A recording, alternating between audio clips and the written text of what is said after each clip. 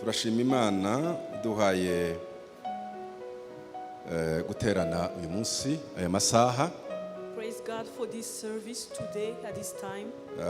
Turifuriza buri wese ihumure rituruka ku Mana. And we wish you God's comfort. Ndagira ngo uhumurize mugenzi wawe umubwire ngo Imana irahari kandi itanga ihumure ryuzuye kandi rihoraho. May God comfort you. Ikindi tutaraje mu ijambo ry'Imana. And before we start, ndagira ngo tubahe imirongo ya serire. We want to share the verse that we are going to read in the cells. Nukuyibutsa gusa kugira ngo bayishire hariya. Just a reminder. Ariko abagiye babona message yatanzwe n'ubuyobozi bwa paroisse. The message from the leadership of the church. Ndagira ngo ejo kuwa mbere tuzagaruke mu kuganira kuri iyi mirongo. We'll be sharing these verses on Monday. Abaheburayo ni igice cya kabiri murongo wa 17 kugeza wa 18. 12:17 to 18. Abaroma igice cya 15. And Romans 15. Umurongo ni uwa mbere. Verse 1. Kugeza kuwa kabiri. Ndongera nsubiremo. Up to 2. Abaheburayo igice cya kabiri murongo ni wa 17 kugeza kuwa 18. Hebrews 12:17 to 18. Abaroma igice cya 15. And Romans 15. Umurongo ni uwa mbere kugeza kuwa kabiri. Verse 1 to 2. Ndagira ngo muri ayo materaniro And in this service, tuzakora ku munsi w'ejo, in the service that we'll have tomorrow, nyuma yo gukora meditation kuri iyi mirongo, after meditating on these words, dusohoze rya jambo rivuga ngo hahirwa uwumva ariko akitondera ibyanditswe muri iki gitabo. may we accomplish the word that says, blessed those who hear and put into practice. Tukanirinda cyane ibyo Yakobo yanditse. And avoid what James wrote. Aravuga ngo umuntu wese wumva iby'iri jambo ntarikore, Said, whoever listen to the word but do not put into practice, ngo azasa n'umuntu wirebera mu ndorerwamo nyuma yaho akiyibagirwa. is like someone who watches himself in the mirror then forgets how he looks. Hari ibyo dusabwa muri iyi mirongo tuzaganiraho umunsi w'ejo. There are things that are required from us in these verses, Cyane cyane mu Baroma igice cya 15 especially in umurongo wa mbere n'uwa Romans kabiri. 15, verse 1 and 2. Kandi turasaba ko imisagara nk'umuryango And we ask Kimisagara as a ugizwe family, n'abana b'Imana a family of children of bafite God, umubyeyi umwe ariyo Mana yaturemye ikaducungura, have one Father who is our God, who natwe created tukaba us and abavandimwe redeemed us, basaza n'abashiki ababyeyi n'abana. and we are siblings and children. Niturangiza kuganira aya magambo, After sharing these words, tuzirinde ko muri iki gihe hagira umuntu wumva ko ari wenyine. let not everyone among us feel like he's Haraho ijambo alone, ry'Imana he's rivuga ngo lonely. abakomeye babe hafi y'abadakomeye. Those who are strong should be close to Ijambo those who ry'Imana are rikavuga weak, ngo buri wese abere mugenzi we inyunganizi. and we should be considerate of others. Ni byiza rero ko twese tuzajyana muri uru rugendo rutoroshe, So we have to work together during this journey, tuzarusohokemo buri wese yumva ko afite amaboko so amushigikiye. that at the end we all feel that we are supported. Icyambere tugomba kuzakora ni igiki? The first thing we have to do Ni ukumenya abavandimwe bose tubana muri serire. is to know all the brethren who are in the Icya home kabiri ni cell, ukumenya uko za gahunda ziteye. and to know the program, Icya gatatu ni ukuhaba and to participate, no gutanga n'ibindi byose bizaba bikenewe. and to give everything that is Imana required. izabaho umugisha kubaha ijambo May God bless you as you kandi honor His word, izadushoboze mu zo tuzakora byose and may He muri iki enable gihe us turimo in cy'iminsi everything we are ijana going to do during twatangiye these uyu 100 munsi. days that we started today. Rero Imana ibafashe, ndagira ngo dusome ijambo ry'Imana We're going to read the word of God tujya kuganiraho, na nyuma yaho that we are going to share. tuje kugira umwanya wo gusenga. Then we'll have time for prayer. Gusa ndagira ngo mbaze niba iri tangazo dutanze niba twaryumvise tuvuga ngo amen. But I want to see if you have heard the announcement. You have Niba just given. twaryumvise tuvuga ngo amen. If you have heard the announcement, say Ko amen. muhaye muyinone. Amen na mu rusengero iremewe kandi cyane. Tuvuge ngo amen. Say amen. Imana ibagirire neza. God bless you. Kubera gukora imirimo myiza, iyo tuvuze ngo amina biba bivuga ngo bibe bityo, bizasohore When we gutyo, say amen, bizashirwe we mu are bikorwa saying let gutyo. it be so. Abaroma igice ni cya 15, Romans 15, umurongo ni uwa 4, verse 4. turasoma imirongo 2 We gusa. are going to read only 2 verses. Niturangiza tuganire. Then we are going to share. Niturangiza kuganira dusenge. And after we're going to pray. Igice cya 15 umurongo ni uwa 4. Romans 15, verse 4. Haravuga ngo ibyanditswe kera byose byandikiwe kutwigisha. Such things were written in the scriptures long ago to teach us. Ibyanditswe kera byose byandikiwe kutwigisha. Such things were written in the scriptures long ago to teach us. Nukuvuga ngo iyo dusoma iyi Bibiliya, When we read this Bible, ni nkuko dusoma hari n'ibindi bitabo bimwe na bimwe uvanamo ubwenge. it's like when we are reading other books where we can get wisdom. Iyo tubisoma When we read them, byandikiwe kugira ngo biduhe ubumenyi, biduhe kwiga, biduhe gusobanura. they have been written to give us knowledge and understanding. Niyo mpamvu umuntu ukurusha gusoma akurusha kumenya. That's why someone who reads more than you has more knowledge than you. Buriya ubutunzi bwose bw'ubumenyi bugenga iyi si bwanditswe mu bitabo. All the knowledge that governs this world is written. Noneho rero iyo dusoma iki gitabo So when Bibiliya, we read this book, the Bible, kiduha ubumenyi bwose bubaho. it gives us all the knowledge that we need.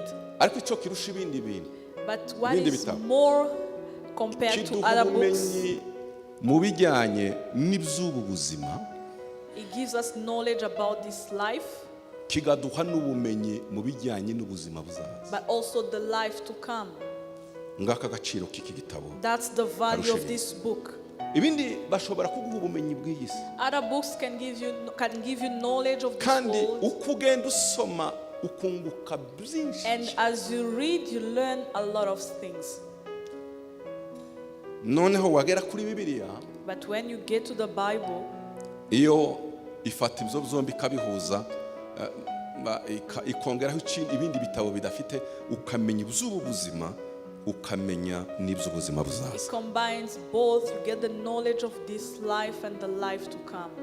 Hari abantu bazabagira ngo none gusoma Bibiliya ngo yakagombye gusomwa gusa n'abantu bajyanye n'iby'umwuka. There are people who think that only people are looking for spiritual things should read the Bible. Nkubwiza ukuri, Let me tell you, nusoma iyi Bibiliya if you read this Bible, n'ubuzima bwawe bwose even the everyday life, ugashyira amahame arimo, and you practice, uzahindura ibintu. you will change things. Rimwe nigeze kujya mu gihugu kimwe, I went to a country once. nibwo nari nkikijyamo bwa mbere It was my first time there. muri ibi bihugu biteye imbere. Among the developed countries, Tuganira n'abari bahari, urumva iyo ugeze ahantu baza amakuru, and I was talking to the citizens turaganira there. cyane, We talked a lot. tuja no muri sisiteme y'imiyoborere na We ekonomi even n'ibindi, talked about the governance system, the economy. turimo tuganira. And when we were Nari ngize discussing, iminsi nsoma igitabo cy'itangiriro, I had been reading about Genesis. ndimo ndeba ubuzima bwa Yosefu I was looking at amaze the no life of kwima Joseph, muri Egiputa, even when he became a prime minister in Egypt. kandi Farawo yari yamushizeho kugira ngo agenge ekonomi yose, arwanye inzara izabaho kugira ngo yambutse igihugu And mu Pharaoh bihe had bizaba bigoye. appointed him to oversee the economy and help the country as they go through a famine until it ends. Turimo tuganira, And when we were talking, ndagaruka numva ko umwuka ngarura mu gitabo the cy'itangiriro. Holy Spirit brought me back to Genesis. Ngiye nsanga abahanga b'ico gihugu And I saw that the wise people of that country, baricaye they sat down bakoporora systeme y'imikorere mu bijyanye na ekonomi. And they Systeme ya Yosefu. They copied the system of Moses when it comes to economy. Nuyisoma uzabona ubuhanga bwarimo. If you read it, you will see the knowledge and the wisdom that was in that system. Yari umuhanga ukomeye. He was so intelligent. Yashizeho systeme y'imikorere ya He put on a ekonomi. system of governance. Kandi n'ibihugu byinshi ubu biragenda biadopta systeme economique. And many countries are adopting that system economic system that was put in place by Joseph. Yeah. Sibyo naje kwigisha. I didn't come to teach about that. Nushaka kumva isi If you want to understand the world, imikorere yayo, the governance and the system of the world, hari ibyo uzajyamo aha. there are things that you will get from the Bible.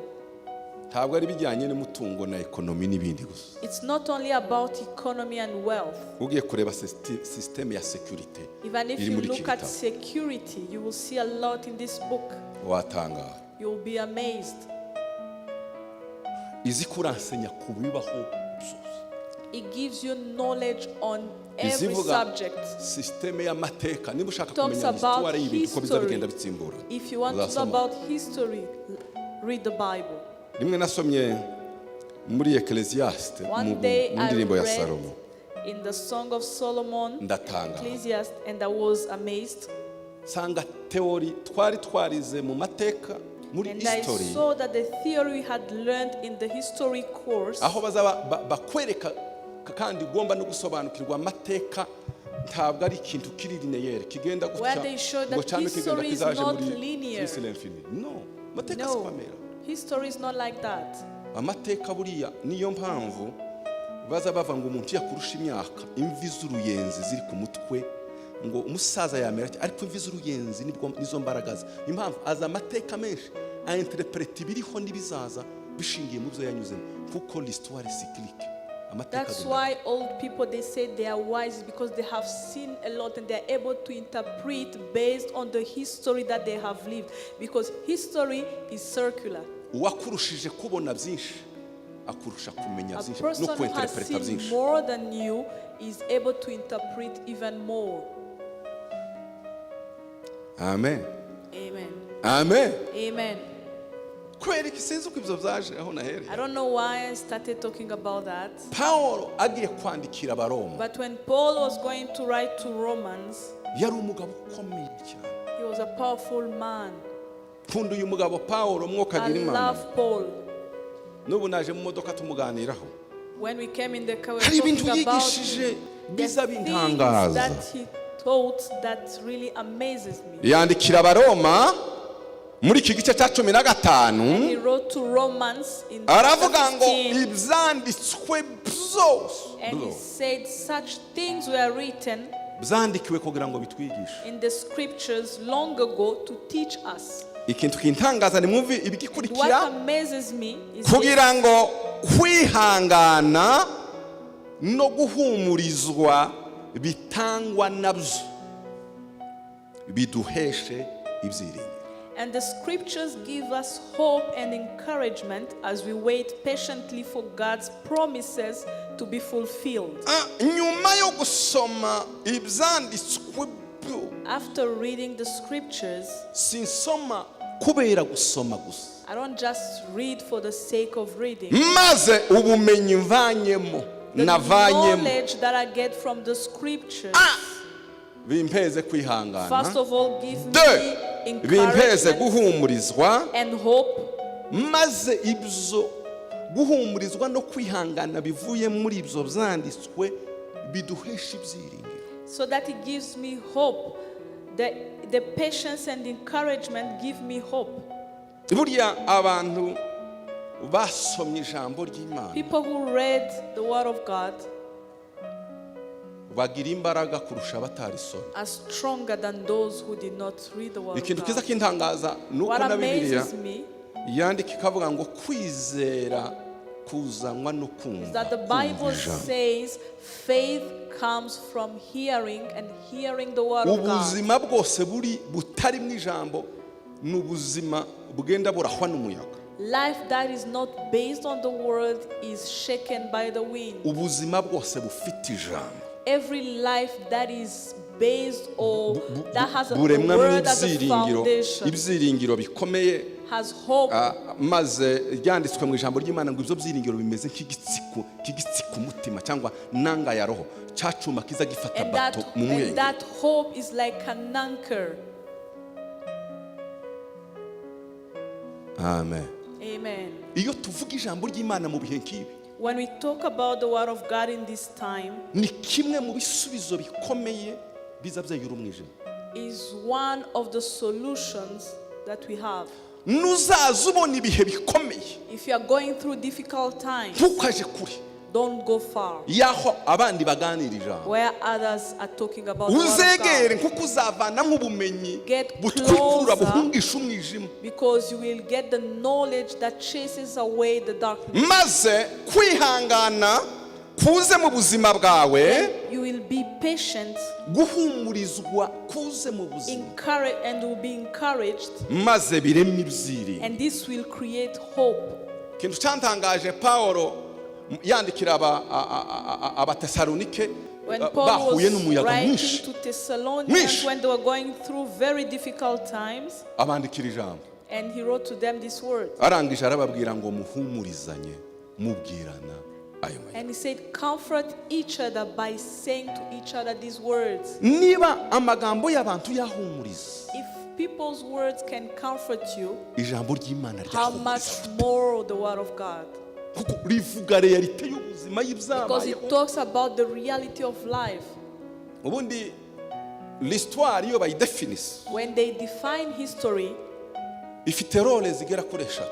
there are 3 roles that it has. Izidufasha kumenya ibyahise, History helps us to know the past, kumenya ibyahise. to know the past. Icya kabiri, gusobanukirwa ibiriho, Secondly, to Comprendre le understand the present, guprojeta l'avenir, and then to kumenya project no the gusobanukirwa. future, Nimwumva uwo what muntu is yet to uzabaho. come.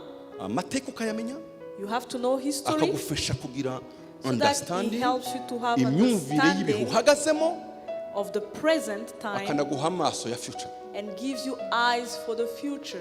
Ikintu kiza kintangaza Pawulo yari What gitanga, amazes me, yandikira abaroma, urumva yarataragerayo, when Paul wrote to Romans, kandi niyo yari kapitale y'isi, and that Rome was the capital of the world. maze agiye kwandika nk'umugabo w'umu-intellectuel ukomeye As an cyane. intellectual man, when he was going to write to Buriya them, hari umuntu nokwandikira urwandiko there is a person that can write to kubera level arimo ngakoresha because of amagambo the yoroshye, level where he is. I will use simpler words. cyangwa naje no kubaganiriza nkabaganiriza ibintu If I'm byoroshye going to mu talk to mvugo them, I elangage will iri talk hasi cyane, simply. ariko wajya kwandikira abandi bari muri level runaka But for people who are at a higher level, ugakoresha amagambo you akomeye, are going rimwe na to rimwe use strong words bisaba kureba nyuma yazo icyo bisobanura. that you have to even look behind the meaning of that word. Yandikira abaroma mu And he buryo wrote to Romans muri iki gice cya 15 arababwira in ngo chapter ibi 15, byanditswe and he said these timukaze mupfa scriptures, kubibona bifite don't purpose. just consider them like simple things. Ariko atangira mu gice cya mbere But when he started in the first umurongo wa verse, 20, in the first chapter, ariko verse uwa 20, 20 niho yavuze bibiliya y'ibyaremwe bidukikije, where he talked about the creation. niwe muntu wasobanuye akamenya ko ibyanditswe atari iki gitabo gusa, hari izindi za bibiliya ebyiri zisanga iyi zigomba kutwigisha. He showed us that scriptures are not only what is written here in the Bible, there are other things that are supposed to teach us. Ukuye iyi ngiyi y'ibyanditswe, Apart from the Bible, arongera aravuga ngo he also said gukomera kw'Imana kugizwe n'ibitagaragara. the power of God is made of the invisible. Ibintu bitagaragara by'Imana nibyo bigize gukomera kwayo. The invisible things of God are what consist of No, power. arongera aravuga ngo ibyo bitagaragara by'Imana tubimenyeshwa n'ibyo yaremye ngo amaso yacu azareba buri And munsi. he said we get to know about the invisible things through the creature that God has made. Noneho ashaka kwereka abaroma ko dufite bibiliya And he duhora wanted to dusoma show the every day, Romans that you have chaque a Bible jour that you tuba read tuhaye dusoma every day. Bible. Ni ukuvuga ngo ibidukikije byose Say the creation that ni igitabo surrounds us dusoma, nimba utarabashe no gusoma is izi a mpapuro, book that we ibidukikije ni read. igitabo. If you did not read the Bible, even your surrounding is a book. that you can icyerekana read.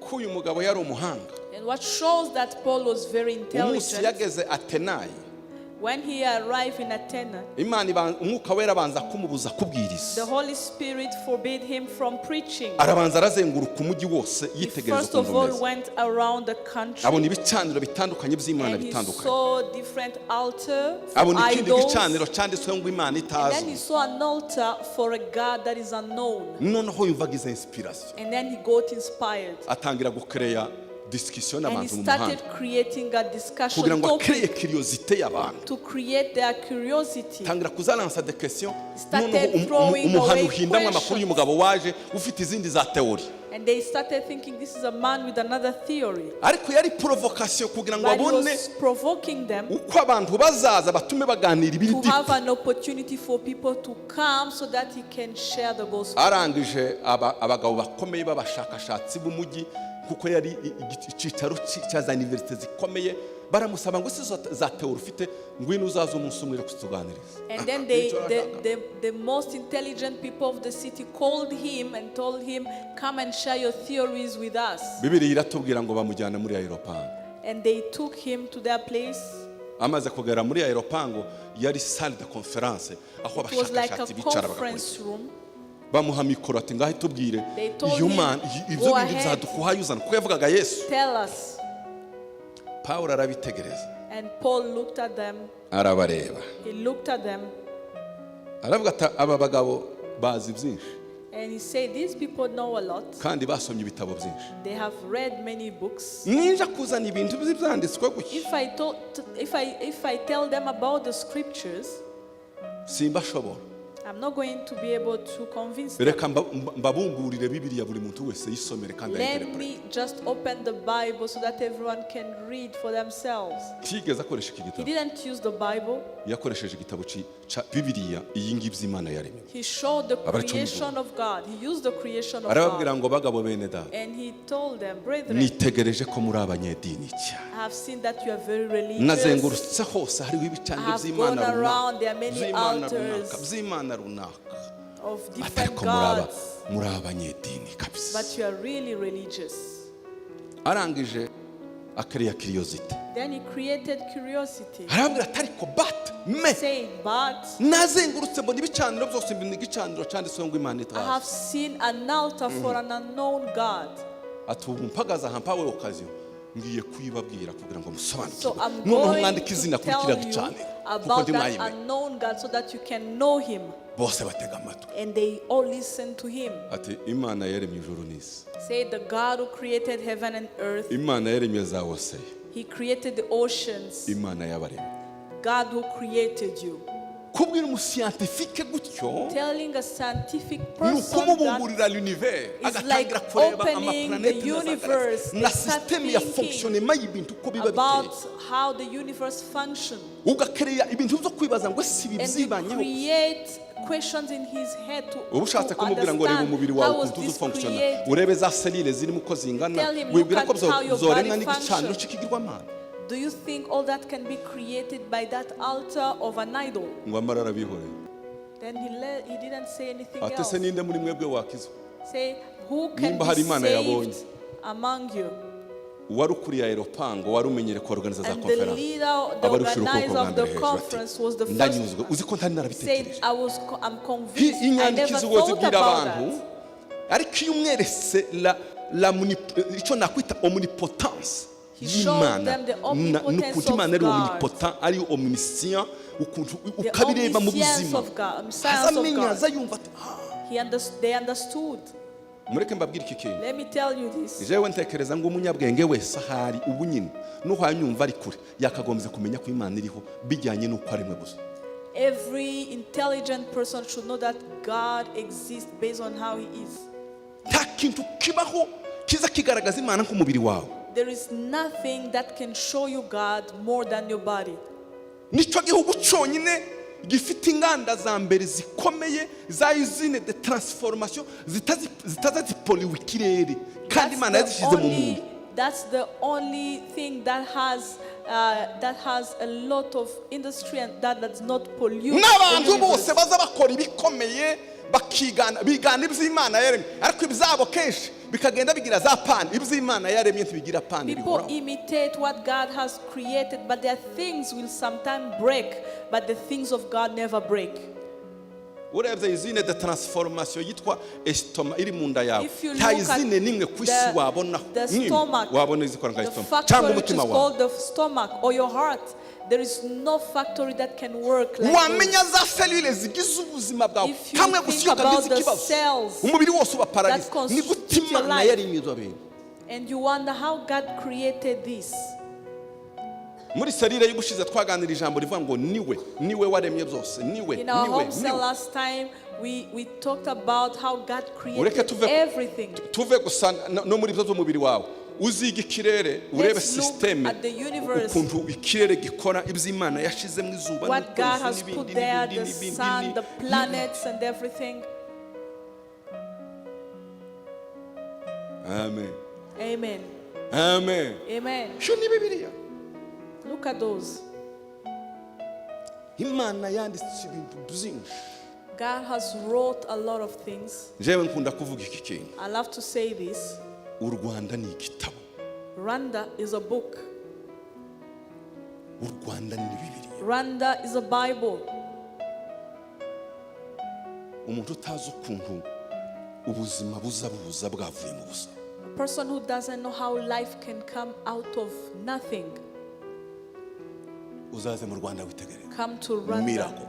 and see a miracle.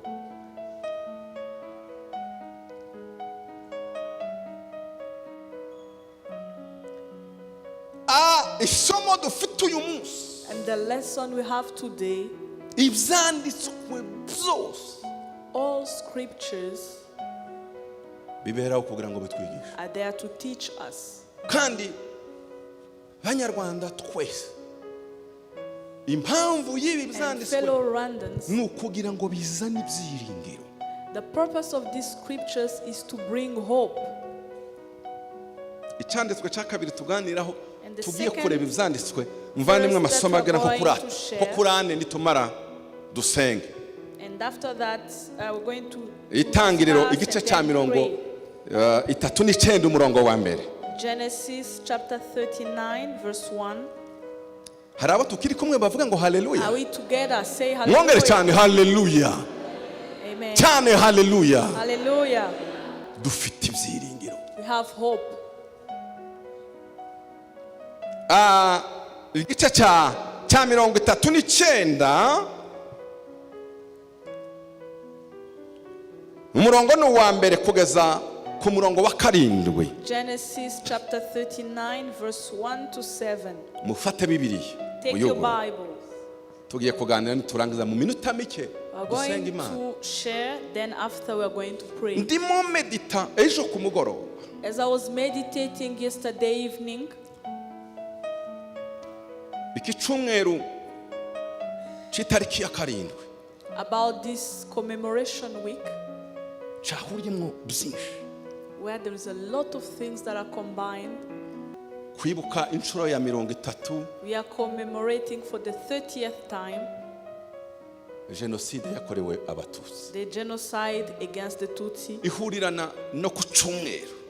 and it fell on a Sunday. N'amateraniro tuyaorganiza kuva saa 8 And, tuyategura we kuva saa 8 even, kugeza saa 10. Shifted the service from 2 to 4 p.m. Mbaza Holy Spirit, And I asked the Holy Spirit, umunsi nk'uyu on such a day, abantu baganira iki? what can we share? Numva ko bishurirwa mpabwa amasomo. And I got Tugiye a gupartaja nawe. revelation that we are going to share. Iri jambo riraza ngo ibyanditswe byera I heard that scripture that byandikiwe kugira ngo bitwigishe. the scriptures were written to teach us. Maze iki gice cya 39 And then in this chapter of 39 of Genesis, isomo rya mbere the first lesson that we get nuko kenshi amateka yacu is that sometimes our history agizwe n'ibihe bigoye. are made of difficult times. Isomo rya mbere That's the first lesson. vrai ou faux? Is it true or not? ukuri cyangwa ikinyoma? Is it true or not? Ninde wombwira ko yamye agenda cyangwa cyari mu munezero? Who can tell me that all his life it's only happiness? Ninde muri Who mutarababa? can tell who has not suffered? Sulemani arandika aravuga ngo hari igihe Solomon said cyo kurira there is a hakaba time n'igihe cyo for kunezera, crying and the hari time for igihe cyo rejoicing, gusinzira hakaba time n'igihe for cyo gukanguka, sleeping and the hari time igihe for cyo waking kubiba up, hakaba a n'igihe cyo time for gusarura. planting and the time for uprooting. Amateka agizwe n'ibihe bigoye. History is made of difficult times. Aha turabisanga ku murongo wa mbere. Cyo gutuma nawe ngo mufate za And we are Bibiliya. going to see that on the Murongo first wa mbere. verse. Yosefu bamujyana muri Egiputa, When Joseph was taken to Egypt, Potifari umunyegiputa, umutware wa Farawo watwaraga abamurinda, amugura n'Abashimayeli bamujyanyeyo. when Joseph was taken to Egypt by the Ishmaeli traders, he was purchased by Potiphar, an Egyptian officer. Mwokagira Imana muvuge ngo amen. Amen. Mwongere cyane amen. Say amen. Cyane amen. Amen. Umujene muto utari munini cyane yihute ngwino wewe. I want a young man here. Irukange. Ihute vuba vuba. Hari ijambo rikomeye hariya. There is a very powerful Yosefu word there. bamujyana muri Egiputa. Joseph was taken Potifari to Egypt. umunyegiputa, umutware wa Farawo watwaraga bamurinda, amugura n'Abishimayeli bamuzanye. Potiphar, who was an Egyptian officer and the captain of the guard for Pharaoh, the king of Egypt, purchased him from the Ishmaeli traders. Mwene Yosefu, mwene Yakobo, The son of Jacob, umuhungu w'imfura wa Raheli. the firstborn of Rachel. Ise yamudoderaga ikanzu rirerire ry'imiri. His father had made him a very nice Umwana dress, a wahoraga mu robe. gituza cya se. He was in the chest of his father, very close to him. Baramufashe, They took him, amateka, history. ajugunywe mu rwobo, He was thrown in a pit.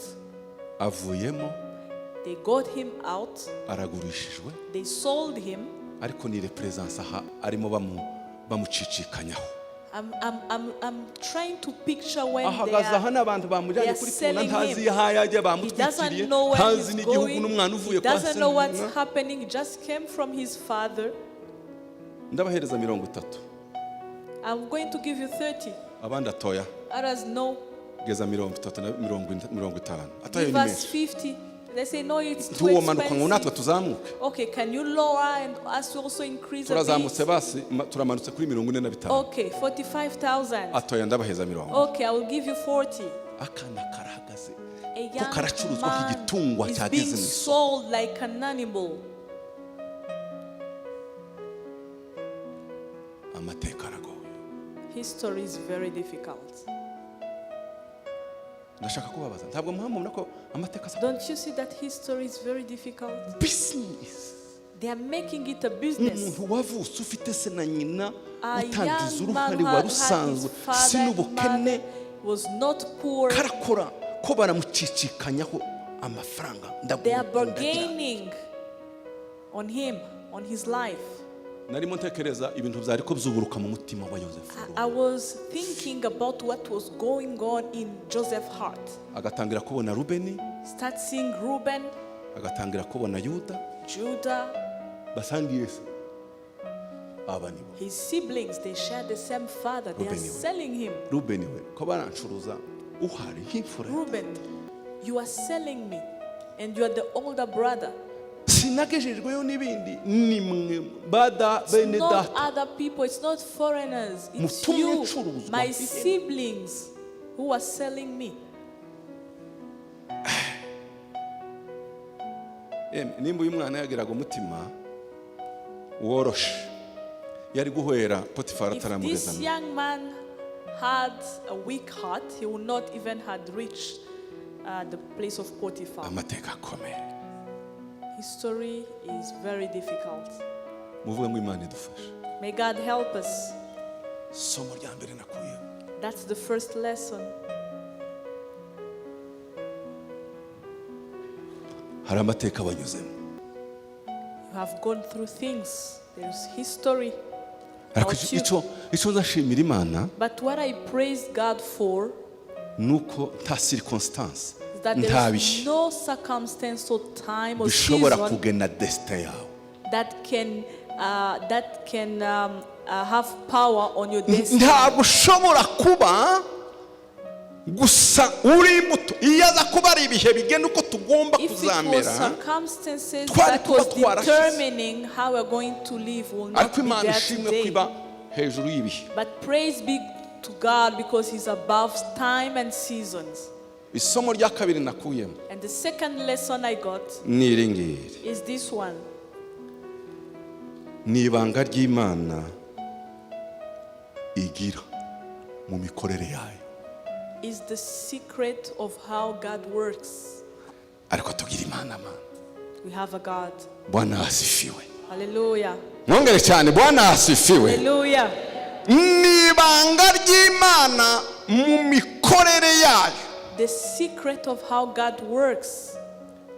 Imana ntiyahagarika yari ifite amaboko iyo processus yose irabareba irihorera umwana aracuruzwa nk'igitungwa Imana ireba God could have bafashe stopped that umuntu process, but bamujyanye He kwa saw them Potifari selling abaye him. umuboyi wo gukoropa n'ibindi He gitungwa became a caguzwa servant in amafaranga. Potiphar's house.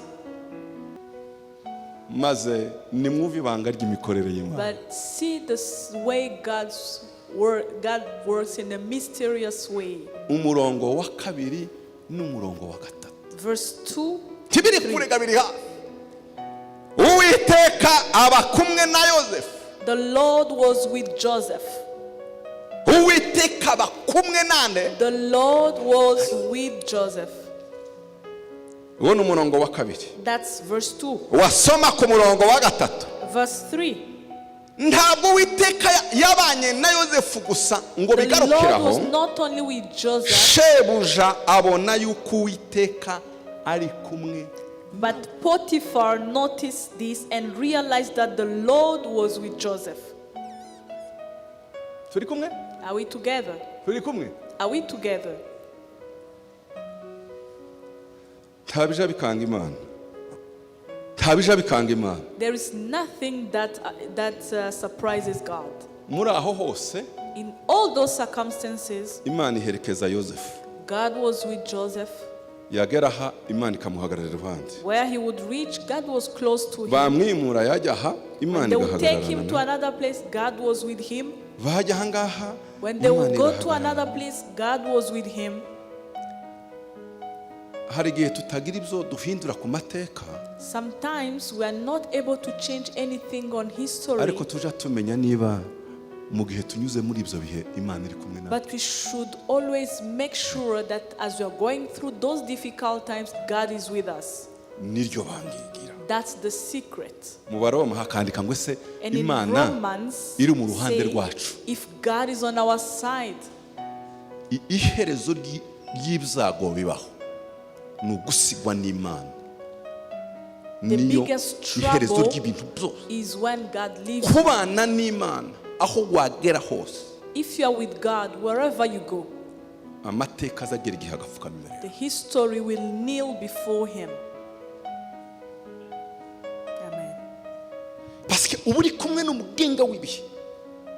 Because you are together with the ones who governs time and circumstances. Igitangaje And what is nuko amazing Yosefu yabanye n'Imana is that bigeza n'igihe Joseph umugabo wamuguze was with the amafaranga Lord, even the man who bought him amenya ko uyu muhungu ari kumwe n'Imana. knew that God was with him. Ikindi icyo ni c'est très fort. This is very powerful. Noneho bagera n'igihe bavuga ati They said, dutunze uwo muntu uri have special. someone special.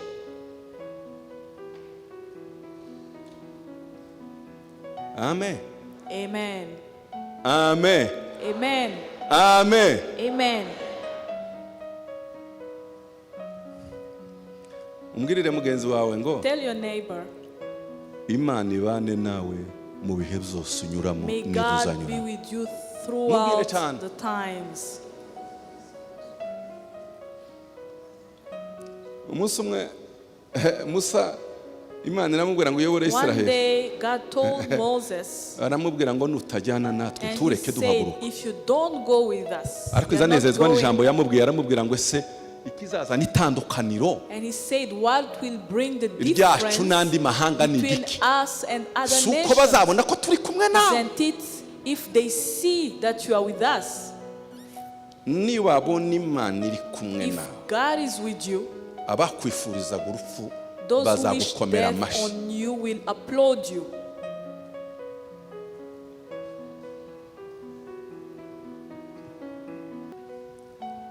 Tuvuge ngo amen. Say amen. Cyane haleluya. Say amen. Imana igira imikorere iteye ubwoba. God works in mysterious ways.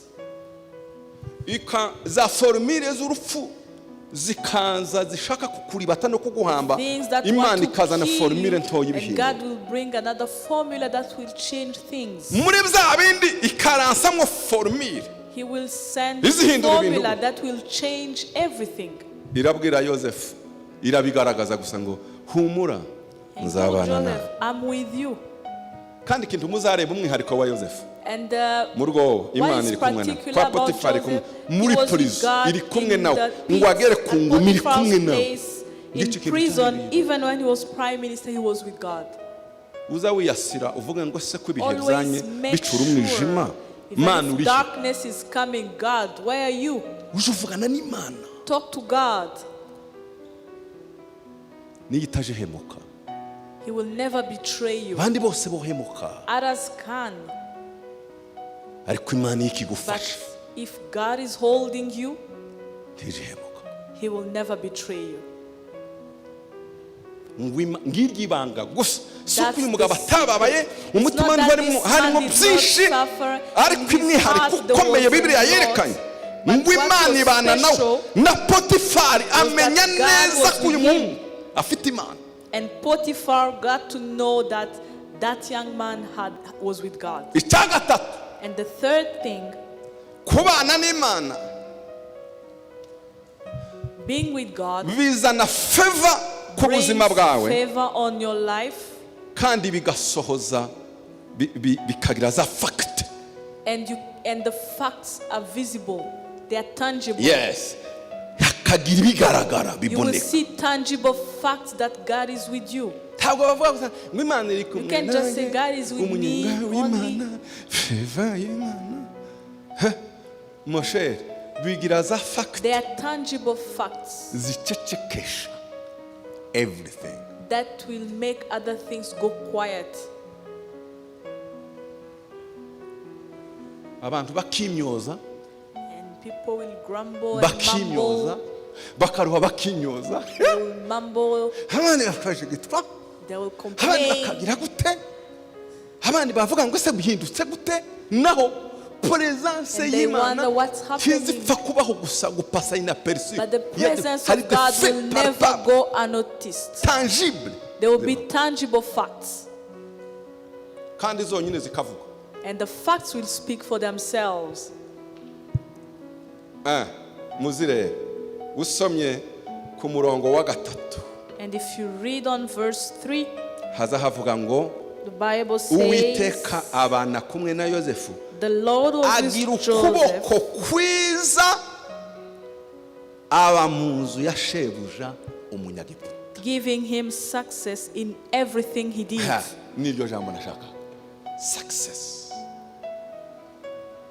Ukuboko kw'Imana kukazana success, The hand of God brought success, kukazana ukuboko k'umugisha. brought blessing. Ngo uyu mugabo Yosefu Joseph, marigire ko yagize amafaranga bamuguze despite amafaranga that he had been sold shebuja for afite money, titiri ikomeye na nyirabuja n'abana be bose, his boss had a very big title, ariko baje gusanga mu rugo But they ibintu saw byose that biramuvinga, ibintu byose everything is birakora, moving. systeme yose the system is working, pa kubera bo not because of them, kubera ce petit garçon. But un jeune because of homme. that young man,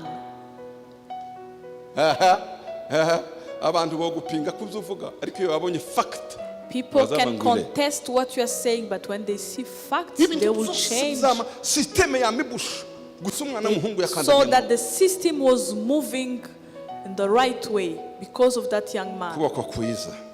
A favorable hand. Umurongo wa 4 n'uwa 6 And verse 4 and ibi bintu 6 bizantangaje muvuge ngo haleluya. say Umurongo wa hallelujah. 4 n'uwa 6 Verse 4 and 6. haravuga ngo Yosefu amugiriraho umugisha abari we akorera ubwe, amugira igisonga cy'urugo rwe rwose, amubitsa ibyo atunze byose. This pleased Nimwumve namwe ya Potiphar. confiance. So he soon made Joseph his personal attendant. He put him in charge of his entire household and everything he Umurongo wa owned. 5 uhereye igihe yamugiriyeho igisonga cy'urugo rwe n'ic'ibintu bye byose, Uwiteka amuha umugisha urugo rw'uwo munyegiputa ku bwa Yosefu. Umurongo wa 6 abitsa Yosefu ibyo atunze byose, mu byo amubikije ntiyagira ikintu agenzura nkeretse ku byo yajaga arya gusa. Rye ntiyagira n'icyo agenzura.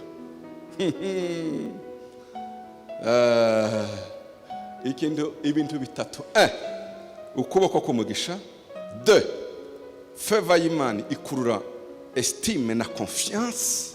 First of all, a favorable What's- hand. Then the what's second tamu thing, kakagenda? God's favor Troisième, brings trust.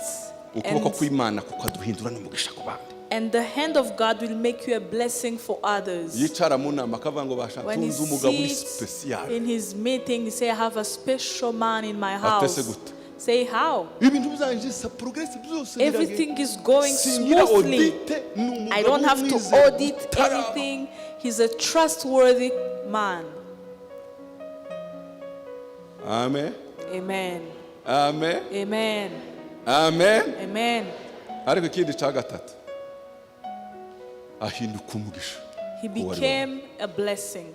Yosefu aho yageze agera hose Whatever he would get, yahindukaga umugisha. he became a Kwa blessing. Potifari umugisha. In Potiphar's house, he was a Muri blessing. prison In umugisha. prison, he was a blessing. Abafunzwe na Farawo babiri baje umuhereza w'imigati na The vino two umugisha. prisoners from Pharaoh's Ngo agere mu house, when gihugu he cya came, Egiputa yose when he umugisha. got to the country of Egypt, to lead the country of Egypt, he became a blessing as well. Maze amaso yose yamarebuye umuhungu ameze. And all the eyes were on him.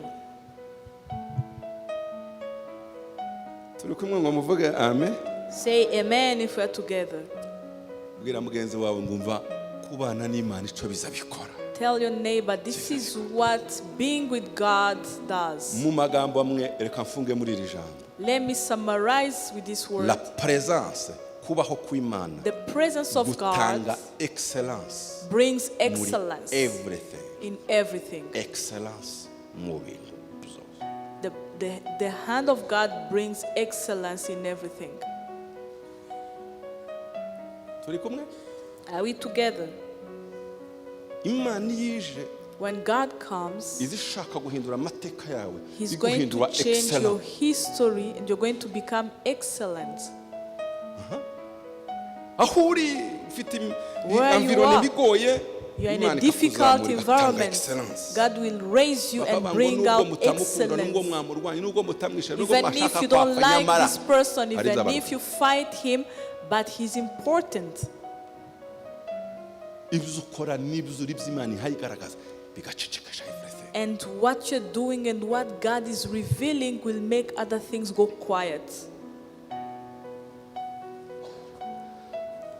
Icyakane The fourth thing, nasobanukiwe ubushake bw'Imana. I came to understand the will of God, Ubushake bw'Imana nuko and this is the will of God, nuko ibihe byose twanyuramo that all the seasons we go through, Imana ntiza yifuza ko hagaragara échec. Nous n'avons pas droit à l'échec. God does not want us to fail. Ntitufite droit à la médiocrité. We shouldn't, we cannot have mediocrity. Kubera ko Imana ibishaka kuturinda ikintu cya médiocrité.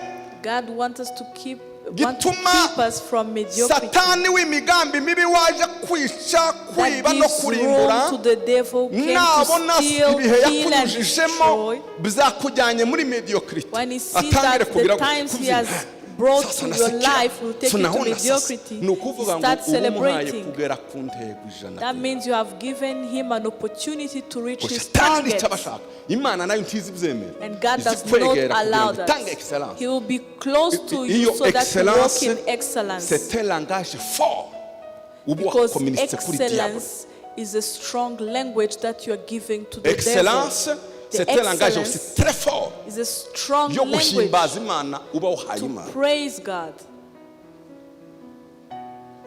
nubona wamanutse muri mediocrity If you see you have gone down to mediocrity, tu donnes raison au diable you are giving reason to the devil. ariko nutanga excellence But if you produce uba utanze excellence, ubutumwa bukomeye you are kumwanzi giving a satani strong umubwira ngo message to the ntacyo devil washobora that dore you imana yanjye cannot do irakomeye ifite imbaraga anything. mu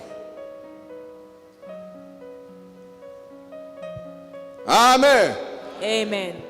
reka mbabwire iki kintu Let me turacyari tell you kumwe this. Are we still together? yosefu yari ko azira iki niki yari ko azira Why was Joseph persecuted? umunsi yaje arimo aza When he was coming, baravuze ngo reka his brothers said, tumwice let's kill him tumugirire nabi Let's kugira ngo calm turebe him za nzozi ze so that n'imana we ye see ko if zizasohora those dreams will nicyo happen. yazize That's why he was persecuted. imana iyimureka If God had let him, imana ibitanze rezo he would have given a kuri reason diable yari to the kwirwanya inzozi devil zande that was zayo fighting the dream of imana ngo Joseph. imuzamure And God itanga lifted him. mesaje kuri diable kumubwira giving a ngo message wari ko to the wikoze devil. ubusa kubera ko imigambi yanjye ntizirogowa nta muntu My warogoye plan imigambi yanjye cannot be thwarted. No one can thwart noneho my ko yosefu plan. agenda azamuka niko imana And igenda as ihimbaza Joseph was Niko raised, Satani God agenda was acishwa praised, and the devil n'imigambi ye was yose igenda humiliated. ishira maze umunsi ba bandi bari baravuze ngo turebe inzozi baseruka mu And the giputa day his brothers came in Basanga front of umugabo him, yicaye they ku ntebe. found a man sitting on his Karazenga chair. karazenga baramuyoberwa They arabibwira couldn't recognize him. bahinda umushitsi And he revealed himself to them. Arabacecekesha. They trembled. And he Muhumure. told them, don't worry. simwe mwakoze It was not wari you. umugambi It w'imana was the plan of kugira ngo God. uzabagirire akamaro So that I may be useful to you. iyo bakwitegereza mu bihe wanyuzemo When bazatanga they ihe look mesaje at you, what message will they give?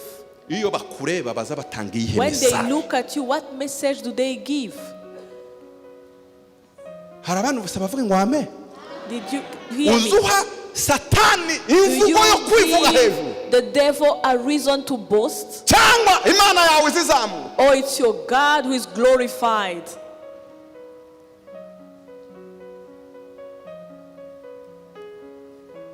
muvuge ngo haleluya Say hallelujah. mwongere cyane haleluya Say hallelujah. cyane haleluya Hallelujah. umunsi basohotse bamaze kumenya ko ari yosefu After learning that it was Joseph, baje guhaha they came to get yasubijemo food. amafaranga He put n'ibindi back their byose money and gave them ati turashize wa food. mugabo noneho They niyongera say that man is not going to help us again. abamutuma benjamin ngo bazamuzane He asked them to bring Benjamin. nibashije ukuntu I bagiye bavuga wondered amakuru how they went back, Yuda agahindukira what they na were Rubeni. talking about. ati ntiwari imfura They were telling none Reuben, weren't you uzi the ubundi twakoze firstborn? byarageze ku kiwoka nyawewe So what you did, do you know what happened after what you did? iza nibaza nimba bozongera gukora amakosa nk'ayo I was wondering if they will ever do the same turi mistake. ibifu Say we are stupid. mureke tuza dutanga amasomo Let's give lessons hagaragaza ko ntacyo that hinyuza umugambi shows w'Imana. that nothing can come against God's plan. amen Amen. aho wakarize baza basanga uri museka Instead of crying, let them find aho you wagasabirije smiling. baza aho wagasabye Instead ngo of begging, baza babona kutanga let them see you giving. Instead bakabonye ko winitse amaso Instead of seeing basanga uri you careful. looking down, they see aho you bagasanze standing straight. uvuga ngo nitsijuje uhabwa Let them ijambo mu see ngando you y'abantu firm and brave.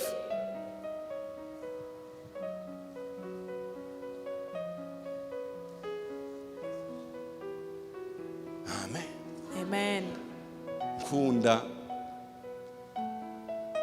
iri jambo dushingiraho mu gihugu cyacu. I love this word that we say in our country. Kwibuka twiyuba.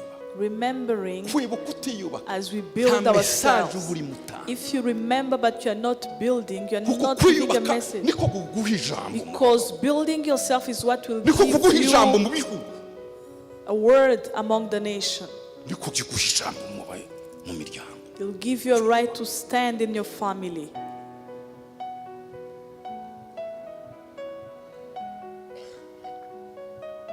Amen. Amen.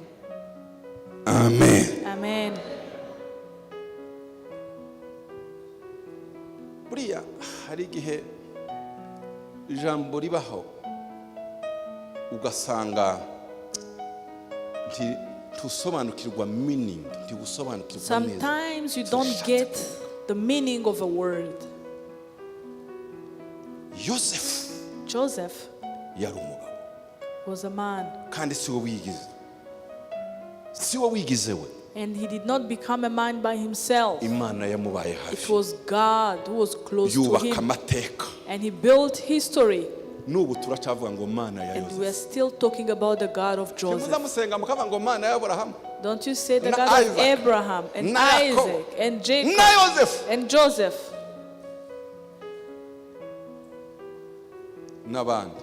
and others. Mumbarize mugenzi wawe ngo ese nawe urutonde ko Ask rugifunguye your izina ryawe neighbor. ryashirwa hariya. The list is still going on. Can we put your name as well? Izina ryawe ryaje. Can we put your name on that list? Ubuzima burangwa no kutaba umugisha n'ubuzima buri buto.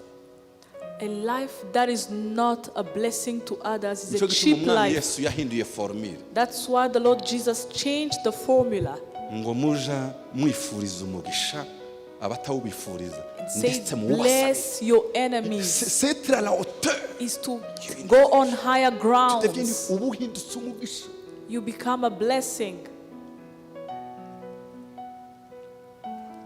Amen.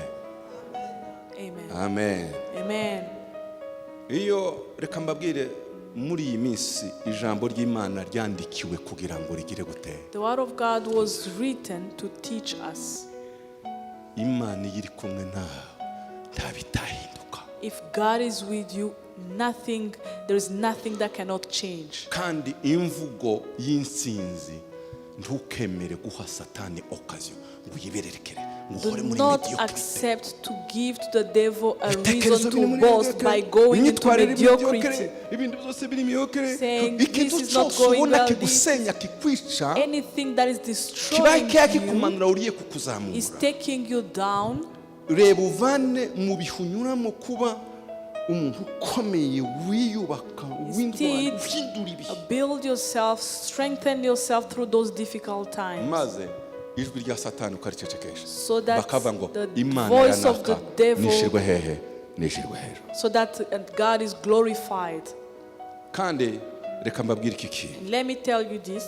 si Bibiliya gusa yanditse hano itwigisha, It's not only the Bible that is ariko teaching us, n'ubuzima bwacu bwa buri even munsi our lives, our everyday lives.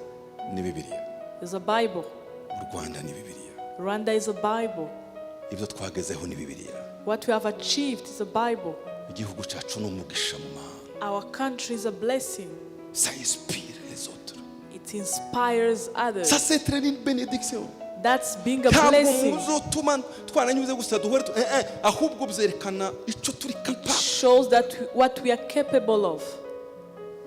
Buriya niko kuba umugisha. That's what being a blessing means.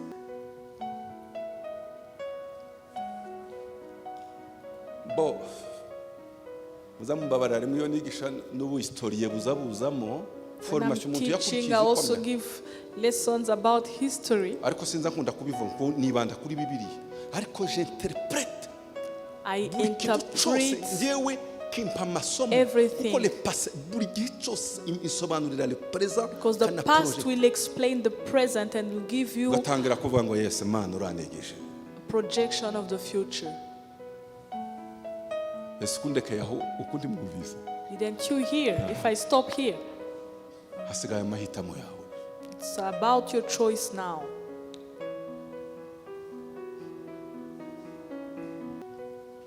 Intego y'itorero Kimisagara na Restoration Church muri rusange, dufite inkingi ndwi We have hano 7 Kimisagara. pillars here at Kimisagara.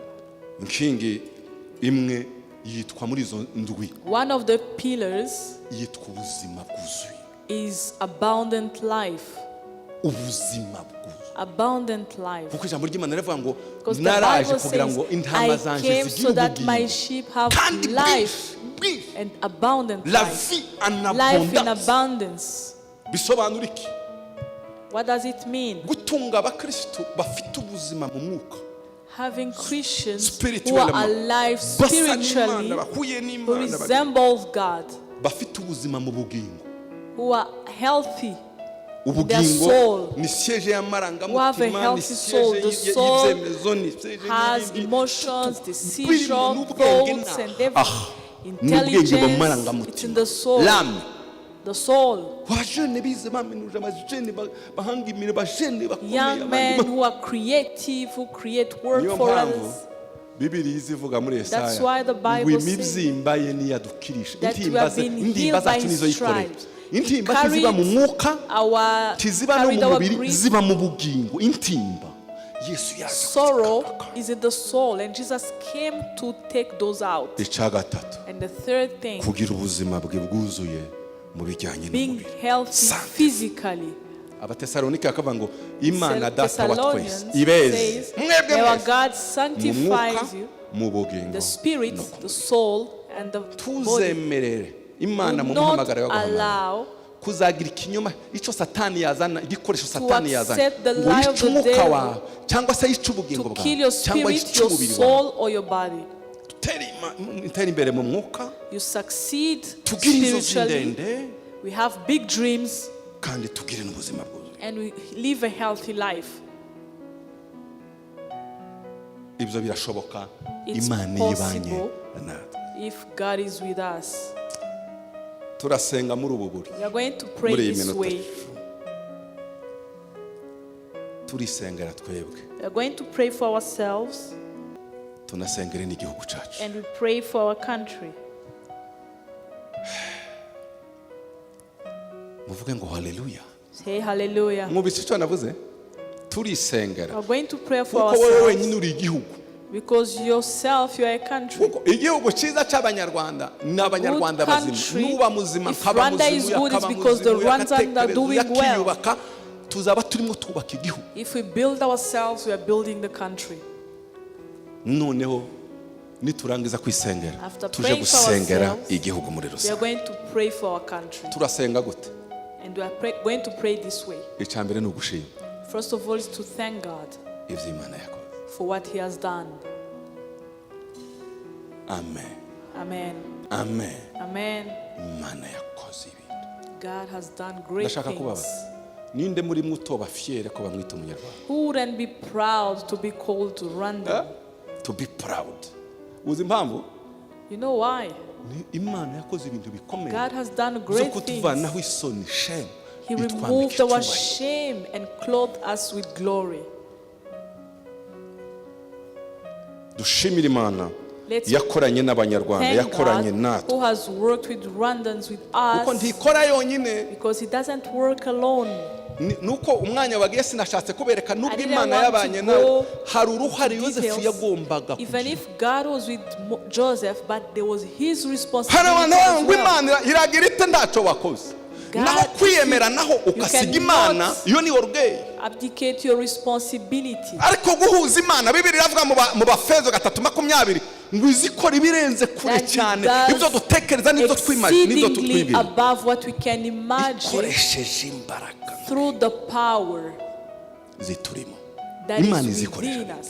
Dore ikintu Yosefu This is what Joseph yari yarabwiye Imana ngo ubwo ubanye nawe told God, if you are with me, amahame yawe principles zawe your principles sinzazitatira. will be respected. I will Parce que respect your principles. favere y'Imana sinakivuze izatira za tentation. Because the favor of God iziyatira attracts ishari, temptations. iziyatira and gushaka jealousy. kuneutraliza kubera ko There are other powers that want to neutralize that favor. Bibiri zivuga ngo yari mwiza wese Yosefu The Bible kuba says mwiza that wese he ni was kuvuga handsome. favor y'Imana yari That muriho was the ninda favor muntu of woba God. mwiza tuwobora faiblesse ariko Imana can have favor a yayo weakness, izitwikira integereza But the favor of God will cover even your weakness. maze muka Potifari aramwifuza And bose then the wife of Potiphar ariko ikigaragazo coveted giteye him. ubwoba That ngo was a very amuvugisha serious namubwira ngo temptation. never I told him sinacumura never. ku I Mana cannot sin against my God. sinanacumura no kuri bose wanjye I cannot sin against my ngo agahora master. amubwira every day And she kept aramubwira ngo insisting. jamais But he never said never. muhungu wa personality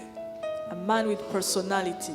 uruhare nubona hari za principles There are principles zananiye abandi iyo uzubahirije Imana that izigukunda are difficult for us that if you ugacecekesha respect amarangamutima them, God will honor you. ukayabwira ngo ntabwo ndi buto And you y'amarangamutima tell ndi buto za yourself, principe na I'm za not valere a product of my z'agaciro emotions. hari abantu baza batwarwa There n'amarangamutima are gusa people who are kandi led agarukira by hano emotions.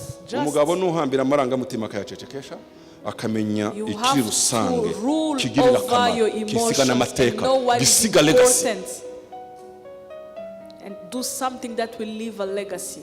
Yosefu yasize legacy Joseph left a legacy Imana iramukunda iramubwira ngo sha ubwo God utabaye told nk'abandi basore because you have not been like other ndetse muka young men. Potifari ngo agera igihe abona ko yamunaniye Some aramufata point, amushyira mu the gatuza wife ati of banza wumve Potiphar grabbed him umwana w'umuhungu buhoro afungura and ikote mwari mwumva he resistance left. hari igihe Throw. ibyonona byinshi indangagaciro bitugwanya There are bikageza igihe things that want to bidufata destroy bigashaka our kutugwa values. afungura ikoti He opened his robe and yari left kunguye it. mayeri kuko iyo atarifungura avec If he had wisdom not done that muka with wisdom, Potifari yari kubona ko agiye kumucika yari she would kumugundira have cyane seen that he's akaba ariko going to nibya wabaye ute nawe ubwo ntazi kundi haya pastor arimo acisha mukura ngo aribukwa mukwepa ariko wabaye ute agafungura gutya nibyo byagenze okay amazi abankurire kure ngo arire kure ari musige amazi umwana w'umuhungu amuterera umukungugu he flee away from her. uzuhunga bya bindi biza byica You flee ibyisha away abandi those nawe people byaragufasha that kill others. nusa n'abandi ntuzasa If you n'Imana resemble others, you will kugira ngo never use resemble n'Imana God. ugomba kugaragaza difference You have to iri show au-dessus the de la difference nature humaine. that you are above the human nature. abo bantu Imana izibakunda God loves such people. uruhare rwawe turashimira Imana We praise God. warakoze Mana We praise ibyo God. wakoze mu buzima nkaba nkiriho What you warakoze have ibyo done wakoze mu for gihugu us cyacu in our u life, and Rwanda we're still alive, and what you have Icya done in our kabiri, country. dusabe ko Imana ikomeza ikiganza cyayo mu Let's myaka yindi iri pray imbere so that the favorable hand of God is on our imyaka 30 country. irarangiye We just finished 30 years tuvuye mu bihe byari bikomeye cyane after very difficult times, kandi Imana yadufashe kugenda twiyubaka and God has helped us tuyiragize to indi rebuild irenze iyi ngiyi ourselves. izakomeze ibane Let's nawe pray so that He continues na to be with Imana us. yabanye nawe mu buzima bwawe God bwari has bukomeye been with you in difficult times. ubu ngubu uri muzima urakomeye You are hari izuba alive, you are ryizewe strong. amen Amen. amen Amen. amen Amen. nakurikiye uwatanze ubuhamya I followed someone who gave the testimony. aravuga ngo ubu ndi muzima narabyaye He said, I'm alive, I've given ati birth. umwana wanjye afite imyaka 10 ngo nk'iyo nari ifite My icyo child is Ariko afite these years, the ibitekerezo same bizima years I kandi had it during the genocide. c'est très bon message That's the message. gira izo nzozi Have dreams. uzabyara You will na have nyirakuruza children. You na will be nyirakuruza grandmother. abuzukuru You will n'ubuvivi have children, nziga grandchildren, minuze great ngere grandchildren. kure You will study and go nzaharanira far. iterambere nzaja mu Mana Fight ninjire for progress. wese I will go into Zaba- God. urebe kure mu by'umwuka mu bugingo urebe Have a long-term vision. Imana iguherekeze muri izo nzozi And may God walk with you tuba umuntu throughout ureba hafi that. twibuke twiyubaka Let's muri remember period. and rebuild ourselves. kandi twubakishwa n'ikijambo ry'Imana rivuga kabizera tugomba kuba icyitegererezo gikomeye We need to be a kuko model, an ibyiringiro byacu example, biri mu zindi mbaraga zirenze iz'ubwenge kuko because ziri mu our mbaraga y'Imana hope is in God. uhinduka umugisha ku bandi, become a blessing for uhinduka others, umugisha ku isi, become a blessing uhinduka for the umugisha mu bo world, muturanye, become a blessing for uhinduka your umugisha mu bo neighbors, mwigana, become a blessing for uhinduka fellow umugisha mu kintu students, cyose. become a blessing everywhere. Bwira mugenzi wawe ngo haranira kuba umugisha. Tell your neighbor, fight to be Mubwire a ngo haranira kuba iki? strive to be a blessing. Tugiye gusenga. We're going to pray.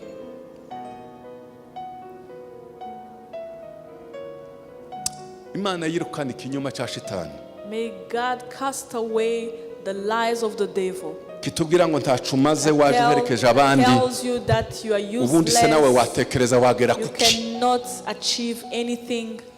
Bwira satani ngo Tell the devil, ceceka, keep quiet. Imana iri kumwe nawe, God is with me. kandi nanjye mfite uruhare mu guhindura ubuzima bwanjye. And I have a role Imana in yabanye changing my life. mu mateka agoye yo Yozefu akageza igihe God has been with Joseph in ahinduka difficult umugisha ku gihugu times, cyose. and he became a Imana blessing for the whole n'amahanga, si igihugu country, cya Egiputa, not n'amahanga just for yose. Egypt but for other Ukuboko nations. kw'Imana kubane nawe. May the hand of Favor God be y'Imana with you. May ibane the nawe. favor of God be Niyo with you. twaganiriye iki cyumweru cyose. That's what we shared this Favor The y'Imana favor of God ibane nawe. be with you.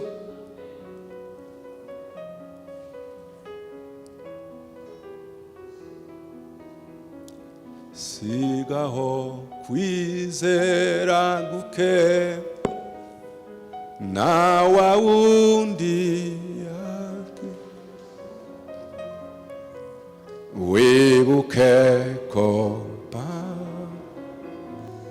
yeah.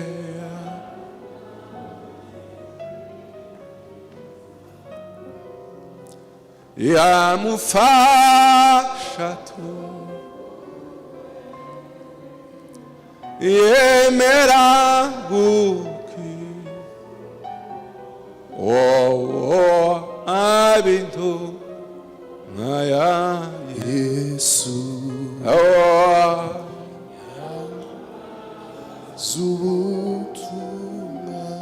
zubutumwa buhagaza ayi gitare Imana reka nkungireho kubw'imbabazi zawe kera wamenewe none ubu ngwihishemo umujinya w'Imana none ubu ngwihishemo umujinya w'Imana dore nambaye ubusa ndakwinginze unyambike sinabasha kwikiza ndagushaka ubuntu unyuhagira ibyaha mutabazi negupfa unyuhagira ibyaha mutabazi negupfa. duhaguruke twese, buri muntu wese yisenge. Stand up and pray. unyuhagira ibyaha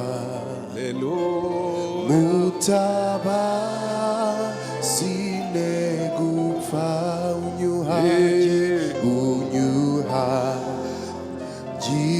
ibyaha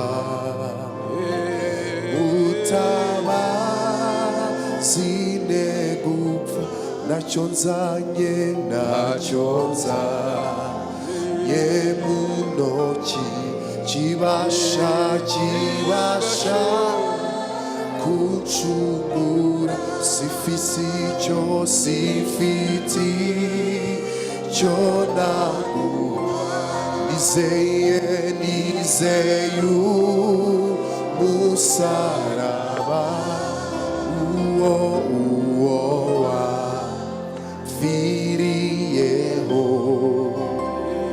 niwo njya niringira.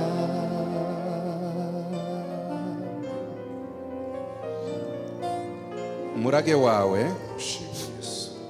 umurage wawe mu Mana si ikindi Your heritage in God is nothing else. ni ukuba umutwe ntiwemere kumuriza. Your portion is to be the head and not to ni be the tail. excellence It's ntabwo ari excellence, mediocrity, not mediocrity. kuko Yesu yazanye ubugingo Because bwinshi Jesus brought life and life in abundance. kandi ubwo bugingo bugomba kugaragara mu mwuka, And mu bugingo no that ku life has to be displayed in the spirit, the soul, and suzuma the body. igice kirimo intege nke kikubuza kugera Look at mu the nzozi zawe, part that is kikubuza kugera aho Imana igushaka. that stops you from getting where God numara wants you to be. ugihanurire Then prophesy. ukibwira ukuboko kw'Imana na feva y'Imana, Tell the nawe uhagarare mu by'Imana igusaba, and stand in the word of God. ugire le valeur z'ubumana, ugire le valeur z'ijambo Godly ry'Imana values. n'indangagaciro za kimuntu, Godly values. uje hejuru y'amarangamutima Go above the atari meza, emotions. maze uhamagara Imana uyibwire ngo Mana ngwino uhagararane Call nanjye. God and tell him, come and stand Imana with me. irabishoboye kubikora. God is able to Reka do dusenge. it. Mana data wa Let's twese pray. uri mu ijuru, turagushimiye uyu munsi wa none. Duhamagaye feva ya uri Imana itaje hinduka. Turashima ibyo wakoze mu gihugu cyacu nyuma y'imyaka 30. Mana waragaragaye mu Rwanda, wakoze ibikomeye.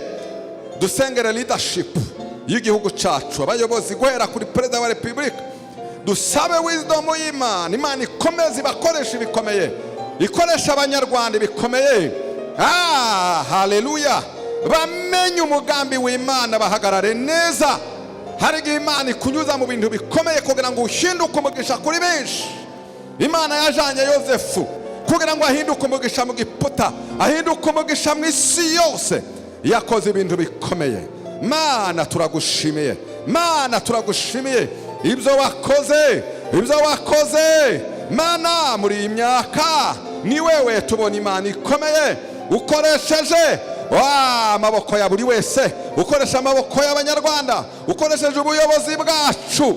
Turashima, turasabira igihugu cyacu, turasengera ubuyobozi bwacu guhera kuri perezida wa repubulika, guverinoma yose, parlema, justice yose, mu izina rya Yesu. Mwami inzego zose, security yose y'igihugu, umunyarwanda wese agira umutima mugari, umutima wo guhinduka umugisha. Haleluya, turasaba niwe wabikoze. Imyaka iri imbere yose nayo turayikweretse, turayiguhaye. Uko bagendanye natwe twarakubonye, ibyo wakoze mu gihugu cyacu twabonye ukuboko kwawe gukomeye.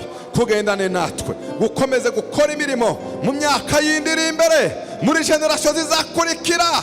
Abantu bazamenya Imana yakoze ibikomeye muri iki gihugu, Imana yakoze ibikomeye mu Rwanda. Imana ukora ibikomeye mu buzima bwacu, mu miryango yacu. Agashinda kose kari mu mitima ukavanemo, weyura umwijima. Ibyiringiro, umuco w'ibyiringiro umurike mu bapapa, umurike mu bamama, umurike mu bahungu n'abakobwa. Generation irimo izamuka, ibifite indangagaciro zikomeye, barimo bakira nk'umurage. Mana urakoze, bamenye Imana, bubaha Imana, batinya Imana, bagendere mu murongo w'Imana mu izina rya Yesu. Kuko abakubaha bose bakurura presence yawe, uri mu ruhande rwacu, nta mubisha n'umwe twagira. Mana turagushimiye iyi minsi iri imbere, iminsi ikomeye igoye, uri kumwe natwe. Ntabwo wasiga igihugu cyacu, umuco wawe ukomeze umurike, weyura umwijima. Maze Mana uzagendane natwe muri iyi minsi yose ijana yo kwibuka. Urakoze, humuriza imitima yacu, duhumurizwe n'ijambo ryawe.